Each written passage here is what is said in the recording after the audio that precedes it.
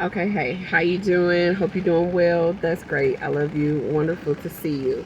Give me 2 minutes and let me just share with you today what has happened to me. Okay, so today I pull in the parking lot and I noticed something on the ground that looks like a snake. I'm not sure if it's a snake until I pull up on it. I pull up on it and it's definitely a snake. Okay, so when you are dealing with this great deal of fear and a high phobia of snakes or anything, things happen to you physically and spiritually, I believe. So knowing that I have this great deal of fear when it comes to snakes, I know that I have to run over the snake. At least this is what I have been taught to do. So that's a whole nother story, but just follow me. So I see that it's a snake. I back up, I go over the snake. And I'm cringing right now because as I run over the snake, I can feel it in my stomach, like what it feels like. I just ran over a snake. And the front tire, my front left tire, my front left tire, my left back tire, both went over the snake. I look in my rearview mirror. And see that the snake is now moving fast, moving very quickly. It ran over off into the grass area, but where it is, it's like a little island and a tree, and I was able to drive around. So I noticed that it got over to the grassy area, and I looped around because I realized, dang it, I didn't get the snake. In the past, when we see a snake, my husband has taught me to go over the snake, run over the snake. It was the way he was brought up. I've never had a close encounter like this myself. Well, I have, but I was too fearful to run over the snake. So my husband will make sure that he gets out, he gets in the driver's seat, and he's going to go over the snake. Okay, so now I'm in the position, my husband is not with me. I have to go over this snake. And for those of you that don't know, it's like, why do you have to go over the snake? So in the past, like if you don't kill the snake, like snakes represents evil or like your enemy. And if you don't run over it, like you'll just stay on guard. At least we have anyway. I would stay on guard, like looking for the snake. And anytime we were able to go over the snake, it's like we killed the enemy. And so that's what we did. That's what we would do in the past. So today it's me. My husband's not here. I can't depend on him to do it. So now I have to get in the right mindset to go over this snake. And I do. And I see that it goes to the grass. And so I go around because now I realize I have to do it all over again because I didn't get him. So where did he go? Okay. I don't see him anywhere in the grass. I don't see him on the ground. I don't see him in the grass. And again, it's an island. I can go all the way around it. I have to see him. So something said look up. I look up. The snake is now in the tree. So not only did I miss killing the snake, but now in my mind,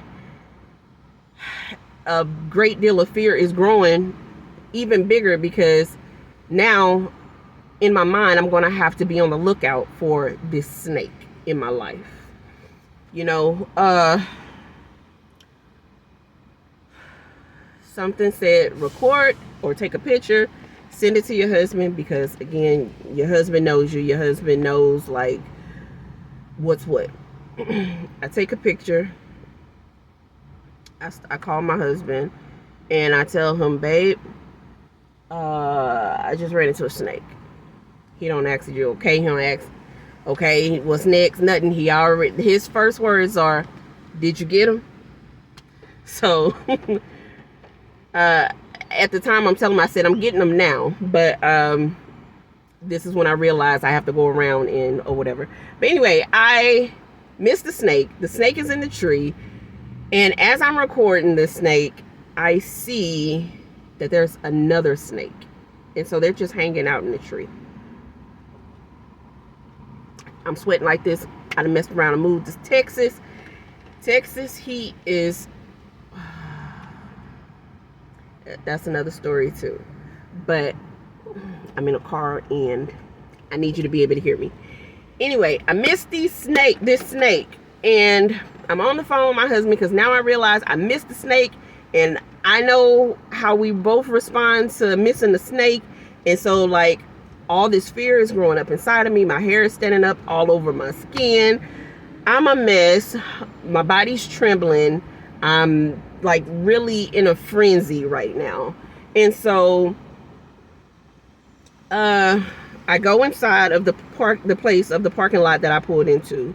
I go in there to handle business. I try to anyway. And my mind is so all over the place. I'm so shook up, I can't even talk straight. I'm talking to the lady, and in the middle of me trying to handle the business, I say, y'all got snakes out here in the parking lot. And no sooner than I said that, this lady is now in a panic, and she's now like, oh no, oh no, you know, she's another one that looks at snakes like, you know, it's evil. So we're trying to have a conversation. We're supposed to be having a conversation, but she's talking like I'm talking like she's talking. We have gibberish going on because we're both in this state of fear. And she's trying to contact like pest control or something, animal control, something like that. And I don't know, I was there, but I wasn't there. And so she's worked up, I'm worked up, I'm on the phone with my husband, and next thing I know, my husband pulls up.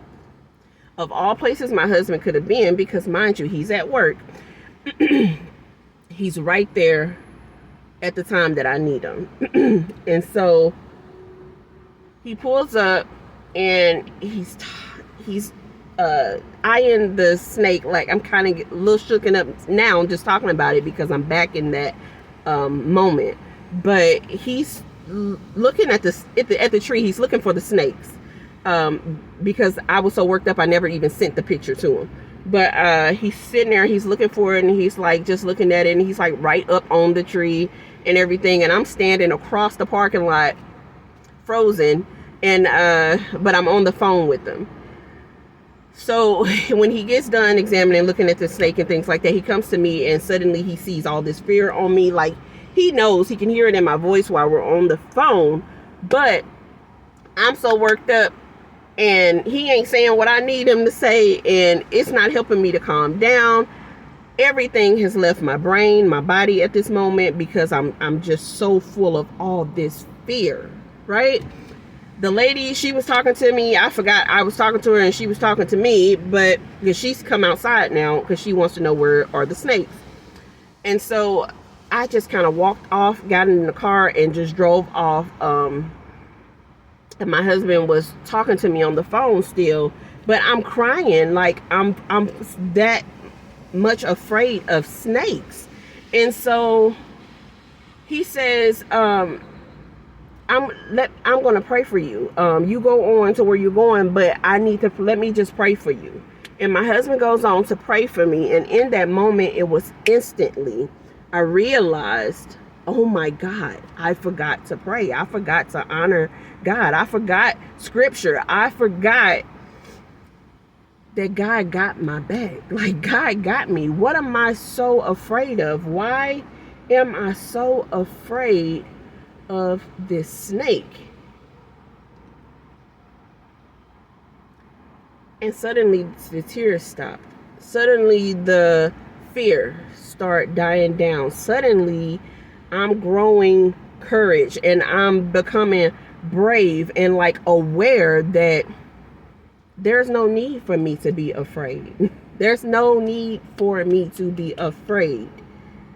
But that's what the enemy does. He wants us to forget about God. He wants us to forget about scripture. He wants us to forget about the power we have. He wants us to forget what the Lord has done for us. And so I had to thank my husband so much. But, you know, a husband gonna be like, well, you know, you don't have to thank me, babe. I got you, you know. But in that moment, I'm realizing that My husband was exactly where he was supposed to be. God had him exactly where he was supposed to be. He just pulled up on me. As big as Houston is, and he's at work, and he just pulled up on me. And so, like, it's another part to this. So, I'm just so overwhelmed with just, like, how this whole day went out. I have to share it. So, I told you I just pulled off from feeling so worked up. I pulled off, and as we're done praying, I'm done praying with my husband. Well, he's done praying for me. I couldn't. I thanked them and everything, and I'm just like, I left the lady. I gotta get back over there to her. I gotta pray with her. I was gonna sit and pray by myself. Something said, no, you need to go pray with her. Pray for her, just like your husband prayed for you. And so I got off the phone with my husband. I got back over there. I shot back over there. This time I'm not afraid. This time there is no trembles. There is no fear. There's no nothing. I go in. The lady, she's helping a couple other customers. But I came and I told her, I need to pray with you. If you open to it, I would love to pray with you. Because, you know, I kind of explained the whole situation and how my husband had to remind me, I need to pray. And I want it to bless you the same way it blessed me. And so she was so open to it. She was like, oh yeah, absolutely. But there was a customer, and I told her, don't rush. I'll wait for you. But it ended up being like 20 minutes that I had to wait for her to pray. But she just kept saying, hold on, I'm coming. Like, she was so ready to pray, right? I'm going somewhere with this. And so by the time she got done, she came over to me. And her hands are like this, like in the manner that she's ready to grab my hands to pray. She's ready for me to pray or whatever. But she's like in, you know, for, you know, let me hold your hands or whatever. So as I get ready to pray, I notice that there are a couple other ladies in the area. And I don't normally do this, but something said, well, you know, just open the prayer to all of them. You never know who else may need prayer. So at that time, I say, you ladies, we're gonna say a prayer. If any of you would like to join, you're welcome to. And no sooner than I said you're welcome to, they were like dropping what they were doing and coming over. So there's like 4 of us standing here, and we're holding hands and we're in prayer. I'm praying for these ladies. This is how God works. This is just, I'm praying for these ladies, and not only has it strengthened me and made me feel 1,000 times better than what I was feeling 30 minutes prior. So not only did it bless me and strengthen me, but it blessed and strengthened 3 other ladies. And my whole point of this message is, no matter what our circumstances are, no matter what our fears are, do not become so consumed with those things that we miss out or overlook where God needs us to be in the moment that he needs us to be there. There's so much going on today, and so many runs and so many places and so many things that I'm trying to do. I could have easily said, well, I don't have 20 minutes, or I'm not able to wait, I'll come back. Or I could have easily went on about my day and not even came back over to speak to the lady or to pray with the lady. I had no idea this was going to happen. But I'm so grateful that it did.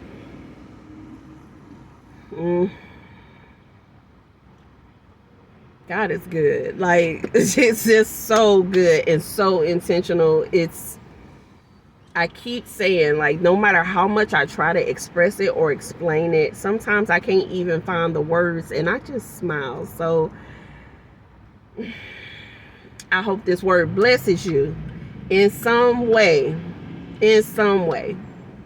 Be a light today. Be a light every day in any way. You never know who you can bless or who you can help. Don't run away from it. If you feel that little inkling, that little something to just say, just do it. Like sometimes I would have normally just stopped myself from doing like the first thought, like, I don't know them, I'm not about to, and I don't, but I didn't, and I'm so glad that I didn't, and I'm seeing how God is stretching me in certain areas. I can go on about this all day, but I ain't gonna hold y'all no longer. I'm sorry it took so long to get it out, but sometimes it's just like, ugh. I just gotta, it is what it is. So now you have it. Slow down. Don't rush. Whatever the problem is, the problem is. And God is mighty. He's over it all anyway. But slow down enough to be a blessing to somebody else. Slow down enough. Be attentive enough. Be caring enough. Kind enough.